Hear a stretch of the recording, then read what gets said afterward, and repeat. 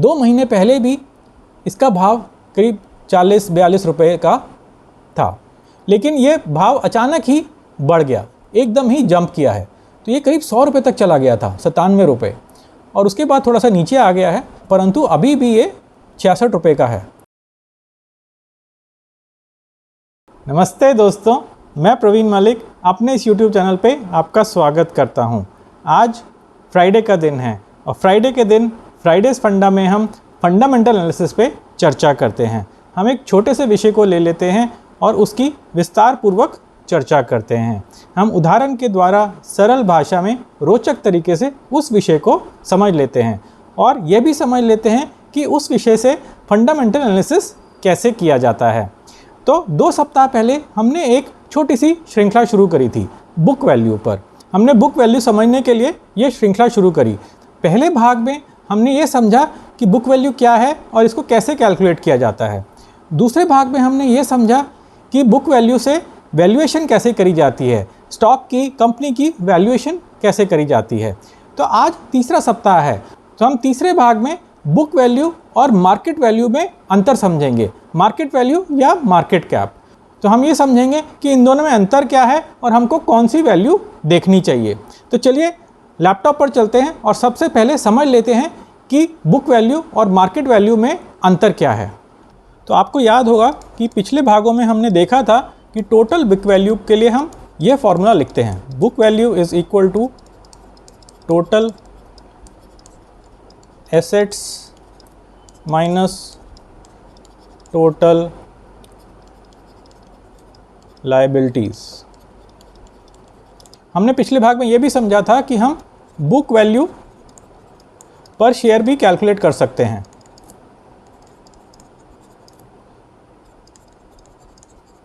जिसको हम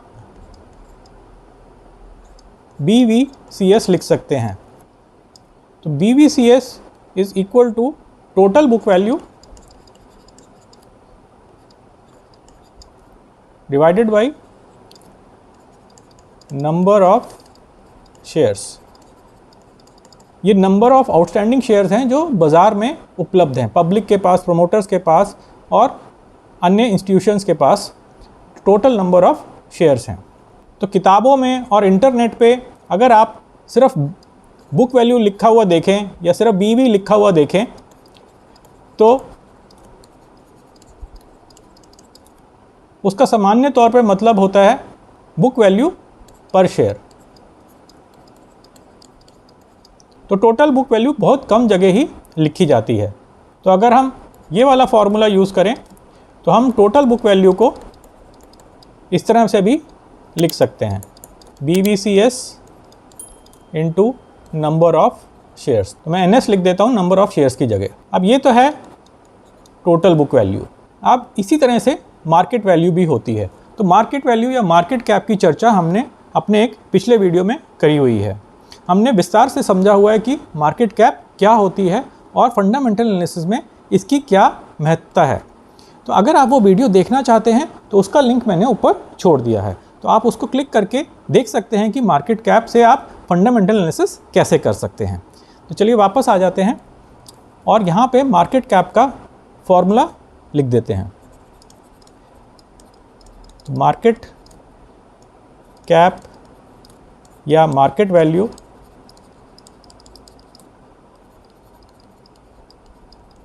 is equal to price into number of shares. तो प्राइस का मतलब है आज का भाव, आज का स्टॉक का भाव। इसको हम CMP भी बोल देते हैं, करंट मार्केट प्राइस। तो सबसे पहले तो आसान भाषा में इन दोनों में अंतर समझ लेते हैं।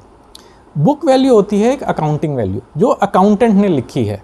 अकाउंटेंट को लग रहा है कि इस कंपनी में इतने एसेट्स हैं और इतनी लाइबिलिटीज़ हैं, तो वो बोलता है कि एसेट्स माइनस लाइबिलिटीज़, ये कंपनी के पास इतना धन पड़ा हुआ है। धन वो लिक्विड भी हो सकता है, कैश के तरीके से भी हो सकता है, या फिर कुछ एसेट्स में भी हो सकता है कि प्लांट हो सकती है, मशीनरी हो सकती है, फर्नीचर हो सकता है, कुछ भी हो सकता है। तो अकाउंटेंट बोलता है कि कंपनी की बुक वैल्यू इतनी है। तो अकाउंटेंट की वैल्यू सामने दिख रही एसेट्स और लाइबिलिटीज़ को देख के ही कैलकुलेट करी जाती है। अब मार्केट कैप पे आ जाते हैं। तो मार्केट कैप बाज़ार डिसाइड करता है। तो बाज़ार मतलब मेरे और आपके जैसे इन्वेस्टर्स डिसाइड करते हैं, निवेशक डिसाइड करते हैं।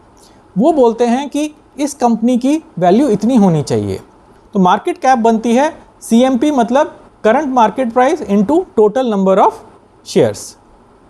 तो आज का भाव जो भी है उसी से हम मार्केट कैप निकालते हैं, उसी से मार्केट कैप कैलकुलेट करते हैं।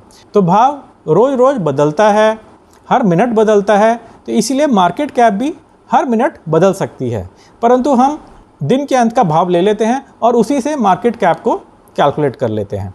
तो बुक वैल्यू है जो अकाउंटेंट ने बताई है और मार्केट वैल्यू है जो हम और आप जैसे निवेशक बता रहे हैं। तो बुक वैल्यू और मार्केट वैल्यू में काफ़ी अंतर हो सकता है। तो चलिए इनकी रेशियो निकाल लेते हैं। तो ratio is equal to market cap divided by total book value. इस फॉर्मूला में हम ये वाली चीज़ें लिख देते हैं, मार्केट कैप की जगह ये लिख देते हैं और बुक वैल्यू की जगह ये लिख देते हैं। तो मार्केट कैप मतलब CMP into number of shares divided by price, और CMP का एक ही मतलब है। तो CMP मतलब करंट मार्केट प्राइस। तो CMP into number of shares divided by BVCS into number of shares. तो अगर हम देखें तो न्यूमरेटर और डिनोमिनेटर दोनों जगह नंबर ऑफ शेयर्स है, तो हम इसको काट सकते हैं। तो हमारी रेशियो बन जाती है CMP डिवाइडेड बाय BVCS, जो आपको पुस्तकों में या इंटरनेट पे सिर्फ BV लिखा हुआ दिख जाएगा। तो आपको याद होगा कि हमने पिछले भाग में एक अन्य वैल्यू की चर्चा करी थी जिसको हम बोलते थे प्राइस टू बुक रेशियो। तो अब इसको देखिए, तो ये प्राइस टू बुक रेशियो ही तो है और तो कुछ नहीं है। ये प्राइस हो गया और ये बुक वैल्यू हो गई। तो ये जो रेशियो है ये प्राइस टू बुक रेशियो ही है। तो अब तीन चीज़ें हो सकती हैं, तो मैं यहाँ पे लिख देता हूँ। या तो price to book greater than 1 होगी, मतलब एक से ज़्यादा होगी, या price to book less than 1 होगी, या फिर प्राइस टू बुक एक के करीब ही होगी, अप्रॉक्सीमेटली इक्वल टू 1 होगी। तो जब मैं यह बोलता हूँ कि एक से ज़्यादा होगी या एक से कम होगी, तो काफ़ी ज़्यादा या काफ़ी कम, मतलब 2 भी हो सकती है, 3 भी हो सकती है, 6 भी हो सकती है, 20 भी हो सकती है। ऐसी price to book less than 1 मतलब 0.5 भी हो सकती है, 0.2 भी हो सकती है, 0.1 भी हो सकती है, काफ़ी कम हो सकती है। तो ये 3 चीज़ें हो सकती हैं। इसके अलावा एक चौथी चीज़ भी हो सकती है कि प्राइस टू बुक नेगेटिव भी हो सकती है। तो नेगेटिव कब होती है उसकी चर्चा भी हम करेंगे, परंतु पहले हम इन तीनों चीज़ों को देख लेते हैं। तो सबसे पहली चीज़ है कि price to book greater than 1 है। इसका मतलब है कि प्राइस टू बुक 2 भी हो सकती है, 3 भी हो सकती है, 5 भी हो सकती है, 6 भी हो सकती है और उससे भी ज़्यादा भी हो सकती है।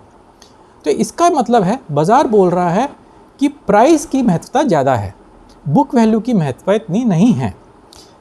तो ये तब हो सकता है जब बाज़ार को लग रहा है कि कंपनी आगे वाले आने समय में बहुत ज़्यादा ग्रो करेगी और वो एक छोटी सी बुक वैल्यू से भी काफ़ी बड़े प्रॉफिट्स बना लेगी, काफ़ी बड़ी अर्निंग्स निकाल लेगी।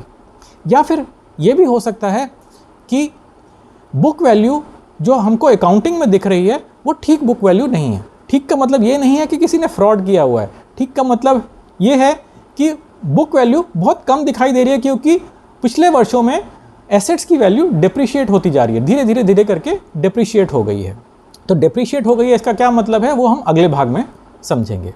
तो मार्केट को लग रहा है कि बुक वैल्यू की इतनी महत्वता नहीं है, आज की प्राइस की इम्पोर्टेंस ज़्यादा है, उसकी महत्वता ज़्यादा है। दूसरे केस में ये हो सकता है कि price to book less than 1 है, मतलब 0.6 है, 0.5 है, 0.2 है, या कुछ भी हो सकती है। इसका ये मतलब है मार्केट को ये लग रहा है कि कंपनी अच्छा नहीं कर पा रही है, आगे आने वाले तिमाही में, आगे आने वाले वर्षों में भी अच्छा नहीं कर पाएगी। तो इसीलिए वो प्राइस को नीचे धकेल देते हैं और बुक वैल्यू प्राइस से बढ़ जाती है। और तीसरे केस में है कि प्राइस और बुक वैल्यू अप्रॉक्सीमेटली इक्वल हैं, तो एक के आसपास ही है। तो इसका ये मतलब है कि बाज़ार को लग रहा है कि प्राइस और बुक वैल्यू समान ही है, तो कंपनी आगे ऐसे ही चलती रहेगी, ना तो अधिक प्रॉफिट करेगी ना कुछ लॉस करेगी, ऐसे ही इसी तरह से चलती रहेगी। तो चलिए कुछ उदाहरण देख लेते हैं। इन सब को हटा देते हैं और स्क्रीनर पे चलते हैं। तो यहाँ पे मैंने आईटी सॉफ्टवेयर कंपनीज़ की लिस्ट खोली हुई है, तो जो हमने पिछले भाग में भी देखी थी।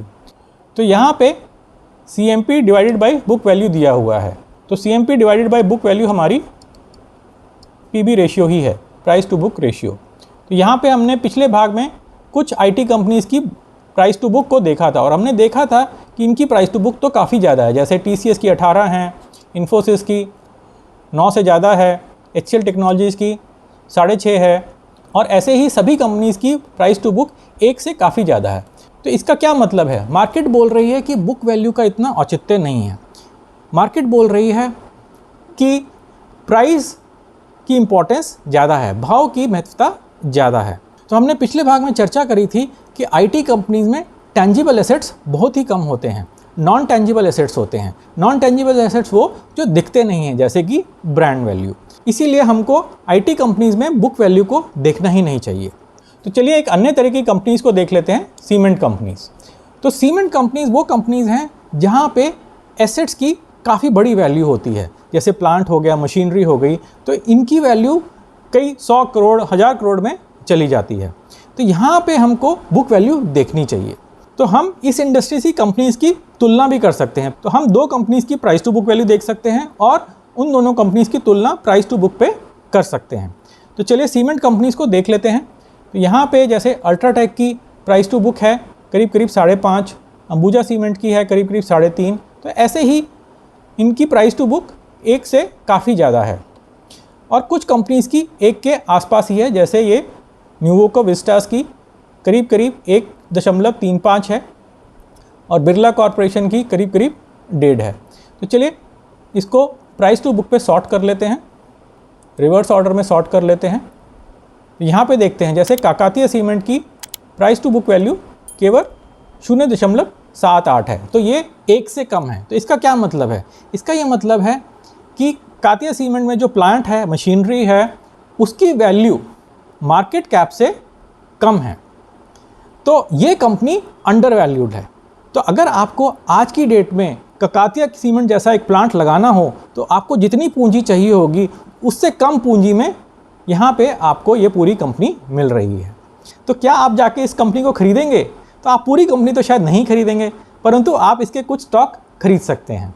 तो पर हमको इससे और ज़्यादा थोड़ा सा विश्लेषण करना पड़ेगा। हम सिर्फ प्राइस टू बुक देख के ही कंपनी को नहीं खरीद सकते, हमको कुछ और चीज़ें भी देखनी पड़ेंगी। तो फंडामेंटल एनालिसिस में सिर्फ एक चीज़ देख के हम खरीदारी नहीं कर सकते, हम निवेश नहीं कर सकते। हमको कई तरह की चीज़ें देखनी पड़ती हैं और हम सभी चीज़ों का मिश्रण करके ही निवेश करते हैं।